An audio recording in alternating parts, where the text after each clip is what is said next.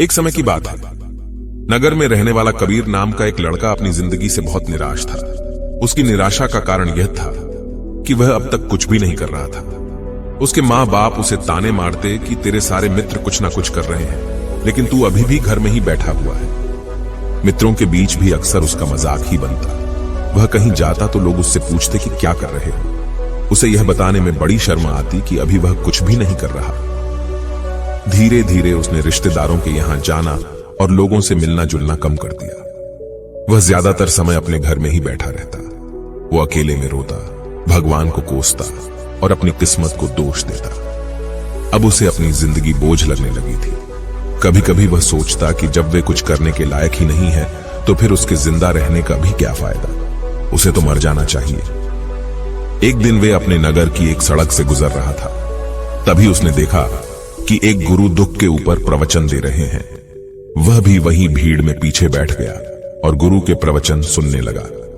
गुरु बोल रहे थे कि दुख एक गुरु की भांति होता है जो हमें जीवन की सच्चाई दिखाता है और हमें सही से जीवन जीने का तरीका सिखाता है। आप चाहें तो अपने दुख रूपी गुरु से जीवन जीना भी सीख सकते हैं और चाहे तो उस दुख में डूबकर बैठकर रो भी सकते हैं। कबीर भी गुरु की ये सारी बातें ध्यान से सुन रहा था, लेकिन उसे गुरु की ये बातें सही नहीं लगी। उसने खड़े होकर कहा, दुख कुछ भी सिखाकर नहीं जाता, सिर्फ पीड़ा देकर जाता है। दुख की पीड़ा अनंत होती है। ऐसा लगता है इसके बाद कुछ भी नहीं होने वाला, कुछ भी नहीं मिलने वाला। मृत्यु भी उसके सामने छोटी लगने लगती है। गुरु ने कहा, आखिर क्या दुख है तुम्हें? कबीर ने अपना सारा दुख गुरु के समक्ष कह सुनाया और पूछा, क्या आपके पास मेरे इस दुख का कोई समाधान है? यह सुन गुरु मुस्कुराए और बोले, जिस दिन तुम्हारे जीवन में सच्चा दुख आए उस दिन मेरे पास आना, मैं तुम्हारे दुख का समाधान अवश्य करूंगा। इतना कहकर गुरु वहां से चले गए। कबीर ने सोचा, क्या मेरा दुख सच्चा नहीं है? क्या जिसने से गुजर रहा हूं वो छोटा है? कोई भी मेरे दुख को नहीं समझ सकता। जब मां बाप नहीं समझ पाए तो गुरु के समझेंगे। अपने दुखों से परेशान होकर कबीर ने एक निर्णय लिया कि अब वह कुछ करके दिखाएगा। उसने एक छोटा सा व्यापार शुरू किया, लेकिन उसमें उसे सफलता नहीं मिल रही थी। पर उसके घर वाले खुश थे कि वह कुछ तो प्रयास कर रहा है। वह अपने व्यापार में जुटा रहा और उसे धीरे धीरे सफलता भी मिलने लगी। फिर उसने रफ्तार पकड़ ली और सिर्फ 3 साल के अंदर ही वह एक बड़ा व्यापारी बन गया। अब कबीर के चारों तरफ ऐसे बहुत से लोग थे जो उसकी चिंता करते थे, उसे पसंद करते थे, उसके काम की प्रशंसा करते थे। अब उसके घर वाले भी उसकी प्रशंसा करते नहीं थकते थे। दिन प्रतिदिन उसके मित्रों की संख्या बढ़ती जा रही थी। अब वो अपनी जिंदगी से बहुत ही खुश था। उसके कुछ मित्रों ने उसे सलाह दी कि जब तुम बड़े व्यापारी बनकर इतने खुश हो तो सोचो कि अगर तुम इस नगर के, इस राज्य के सबसे बड़े व्यापारी बन जाओ तो तुम्हारे पास कितना सुख होगा, कितने लोग तुमसे जुड़ना चाहेंगे, तुम्हारा कितना यश फैलेगा। स्वयं राजा भी तुमसे मित्रता करना चाहेंगे और जरूरत पड़ने पर तुमसे ही धन उधार लेंगे। मित्रों की यह बात कबीर के मन में घर कर गई। अब उसने और भी धन कमाने का प्रयास शुरू कर दिया, लेकिन उसे यह सब कुछ बहुत ही जल्दी चाहिए था। वह सब कुछ प्राप्त करने में अपना ज्यादा समय बर्बाद नहीं करना चाहता था। इसीलिए उसने ऐसे भी कार्य करने शुरू कर दिए जो उचित नहीं थे।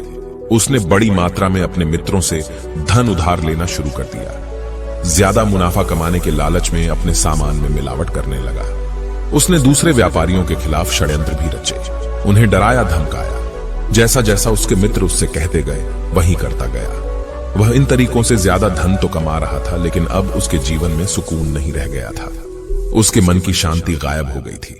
उसे रातों में नींद नहीं आती थी। सुख साधन की सारी वस्तुएं होने के बाद भी उसे किसी में सुख नहीं मिल रहा था। एक दिन कबीर अपनी बग्गी में सवार होकर कहीं जा रहा था। तभी रास्ते में उसे गुरु का आश्रम दिखा। वह रुक गया। वह गुरु के पास जाकर बोला, गुरुदेव, आपने कहा था कि जब तुम्हारे जीवन में सच्चा दुख आए तब मेरे पास आना। अब मैं बहुत दुखी हूं। मेरे रातों की नींद गायब हो गई है। मुझे कहीं सुकून नहीं मिल रहा। इस तरीके से कबीर ने अपनी सारी समस्या गुरु के सामने कह सुनाई। गुरु ने कहा, जब तुम मुझसे पहली बार मिले थे तब भी तुम किसी दुख में थे। तुमने उस दुख से क्या सीखा? कबीर नहीं कहा, मैंने सीखा कि सिर्फ सोचने और चिंता करने से कुछ नहीं होता। अपनी सोच को सच करने के लिए कर्म करना पड़ता है और सिर्फ कर्म करने से भी कुछ नहीं होता। अपने कर्म को अंतिम पड़ाव तक ले जाना भी आवश्यक होता है। चाहे रास्ते में कितनी मुश्किलें आईं, मन कितना ही निराश हो, कितना ही लगे कि अब आगे कुछ भी नहीं होने वाला, तब भी यह मानकर चलो कि मैं जो भी कर रहा हूं उसमें सफल अवश्य होगा। लोग सिर्फ सफल व्यक्ति को ही सम्मान देते हैं, फिर चाहे कोई कितना ही अच्छा क्यों ना हो, वह लोगों की नजरों में होता है। यह सब सुन गुरु मुस्कुराए और बोले, यह असली दुख नहीं है। जब तुम्हारे जीवन में असली दुख आए तब मेरे पास आना, मैं उसका समाधान अवश्य करूंगा। कबीर नहीं जाते समय गुरु को सोने के सिक्कों से भरा घड़ा भेंट किया। खड़ा देखकर गुरु ने कहा, यह मेरे किसी काम का नहीं, इसे उस पेड़ के नीचे गड्ढा खोदकर दफना। कबीर ने गुरु के कहे अनुसार घड़े को पेड़ के नीचे दफना दिया और वहां से चला गया। कुछ दिनों तक तो व्यापार अच्छी तरक्की कर रहा था, लेकिन गलत व्यापार की वजह से ही धीरे धीरे उसे व्यापार में घाटा होने लगा। उसकी सारी धन संपदा धीरे धीरे खत्म होने लगी और एक दिन ऐसा आया जब उसके पास कुछ भी नहीं बचा और वह कर्जे से लग चुका था। लेकिन वह निश्चित था, क्योंकि उसने सारा कर्ज अपने मित्रों से ही लिया था। मैं सोचता था कि उसके मित्र बुरे समय में उसका साथ देंगे, लेकिन ऐसा कुछ भी नहीं हुआ। बुरा समय आते ही मित्रों ने ही सबसे पहले अपना उधार मांगना शुरू किया और उधार वापस न करने पर जान से मारने की धमकी भी दी। उसके शुभ चिंतक, उसे चाहने वाले सब उससे दूर हो गए। उसके वो मित्र जो उसके साथ मौज मस्ती किया करते थे, अब उससे दूर भागने लगे। उसके परिवार वाले उसे उसकी गलतियां और कमियां गिनाने लगी। उसकी सारी संपत्ति नीलाम हो गई और उसके पास कुछ भी नहीं बचा।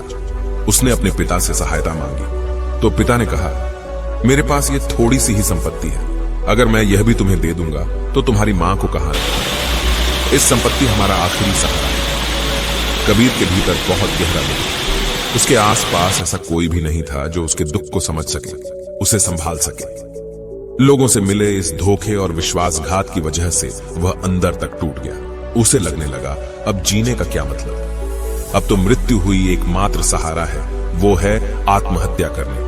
एक भारी की तरफ जा रहा था कि तभी उसे याद आया, गुरु ने कहा था, जब तुम्हारे जीवन में असली दुख आए तब मेरे पास आना। कबीर गुरु के पास गया और अपना सारा दुख के सुनाया। वहीं आंखों में आंसू भरकर बोला, मेरे इस दुख का समाधान कीजिए। गुरुदेव गुरु ने कहा, जब तुम्हारे जीवन में असली दुख आए तब मेरे पास आना, मैं उसका समाधान अवश्य करूंगा। कबीर ने कहा, क्या अभी जो मेरे जीवन में घट रहा है वो दुख नहीं है? आखिर असली दुख होता क्या है? गुरुदेव गुरु ने कहा, सबसे पहले तुम ये बताओ कि तुमने अपने इस दुख से क्या सीखा?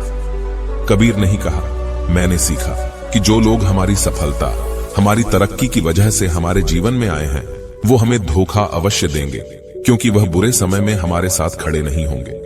वह केवल अच्छे समय में हमारा फायदा उठाएंगे और बुरे समय में छोड़कर चले जाएंगे। भरोसा केवल उन्हीं लोगों पर करना चाहिए जो हमारे बुरे समय में, असफलता के समय में हमारे साथ खड़े रहते हैं। लेकिन ऐसे लोग बहुत ही कम होते हैं, पर जिसके पास होते हैं उन्हें उनकी कद्र करनी चाहिए, उनका अपमान नहीं करना चाहिए। मैंने यह भी सीखा कि कभी किसी के खिलाफ षड्यंत्र नहीं रखना चाहिए। ईमानदारी और धैर्य के साथ अपना काम करना चाहिए और कभी लालच नहीं करनी चाहिए। अपना सारा दुख और अनुभव बताने के बाद कबीर आंखों में आंसू भरकर गुरु के सामने बैठा रहा।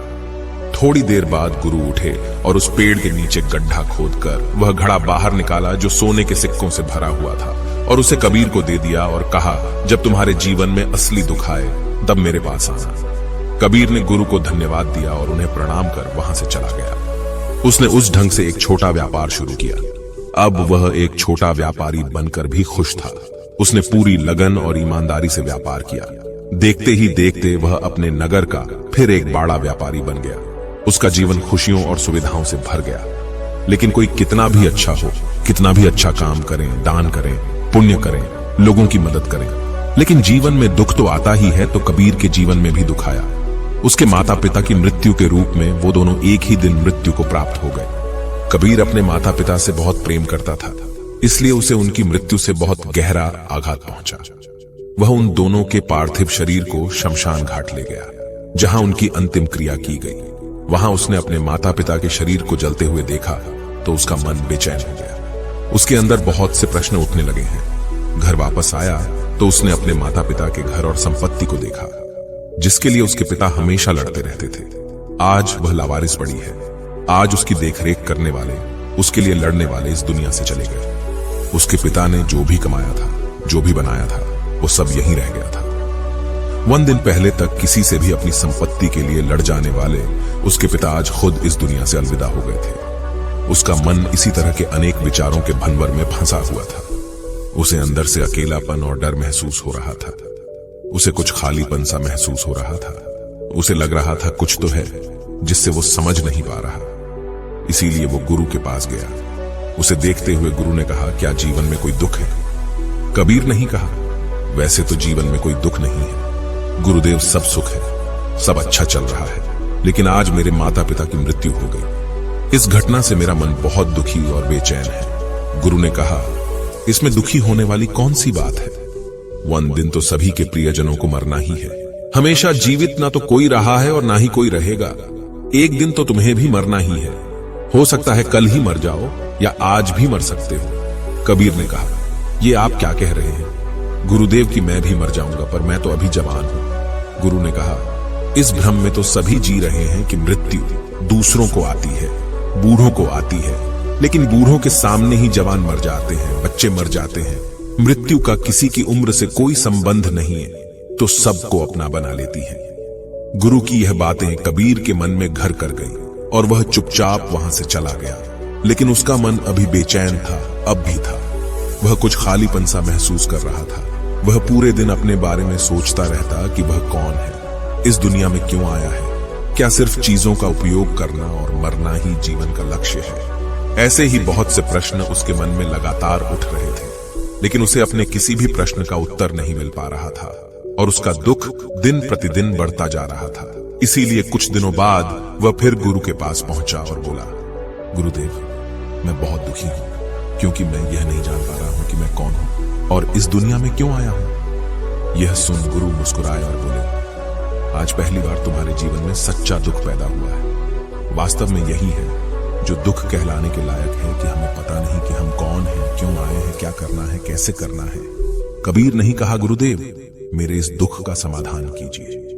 गुरु ने कहा, हम सभी इंसान जीवन भर का इकट्ठा करते रहते हैं। कबीर नहीं कहा, हम सभी इंसान जीवन भर धन, संपत्ति, मान, सम्मान, परिवार, मित्र, शत्रु, पद, प्रतिष्ठा इत्यादि इकट्ठा करते रहते हैं। गुरु ने कहा, क्या इन इकट्ठा की हुई सभी चीजों में से एक भी चीज को अपने साथ ले जा सकते हैं? कबीर ने कहा, नहीं गुरुदेव, इनमें से कुछ भी साथ नहीं जाता।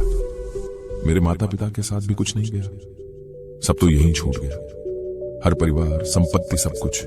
गुरु ने कहा, अब मेरी बातों को ध्यान से सुनना। इस दुनिया में हमें जो इकट्ठा करना चाहिए वो तो हम कभी इकट्ठा करते ही नहीं। चीजें हमारे सामने ही होती है, लेकिन हम उन्हें देखने का प्रयास ही नहीं करते। इस दुनिया में हमें जिस चीज को इकट्ठा करना है वो हम खुद हैं। हमें खुद को इकट्ठा करना है ताकि जब मृत्यु हो तो हम एक हो सके और स्वयं को पहचान सके। हम भीतर से बंटे हुए हैं। हम बंटे हुए हैं प्रेम में, नफरत में, क्रोध में, जलन में, क्रूरता में, धन में, संपत्ति में, पद में, प्रतिष्ठा में, मान में, पहचान में, धर्म में, जाति में, ऐसे ही सैकड़ों हजारों चीजों, और वास्तव में हम बंटे हुए हैं। हम टुकड़ों में जीवन जी रहे हैं। इस बंटवारे की वजह से हमारी चेतना कभी एक नहीं हो पाती। हमारी चेतना शक्ति बिखर गई है। इसीलिए हमारे पास इतना भी समय नहीं है, इतनी भी ऊर्जा नहीं है कि हम मुड़कर एक बार अपने भीतर देख सकें। वास्तव में जिस धन की कमी, सुविधाओं की कमी, मान सम्मान की कमी को लोग दुख समझते हैं और जीवन भर उसे दुख बोलकर रोते रहते हैं और उनका समाधान खोजने का प्रयास करते रहते हैं, उन्हें उसका समाधान कभी मिलेगा ही नहीं, क्योंकि जिन्हें लोग दुख कहते हैं वो असली दुख है ही नहीं। वो तो सिर्फ इंसान की चाहत है, उसकी इच्छा है जिसकी पूर्ति कभी नहीं की जा सकती। इसीलिए यहाँ व्यक्ति को ऐसे दुखों का कभी समाधान मिला ही नहीं। इसीलिए इन सब के ऊपर अगर अपने दुखों का परम समाधान चाहिए तो सबसे पहले अपने आप को इकट्ठा करो। अपनी ऊर्जा को इस संसार से वापस खींचो और एकत्रित करो।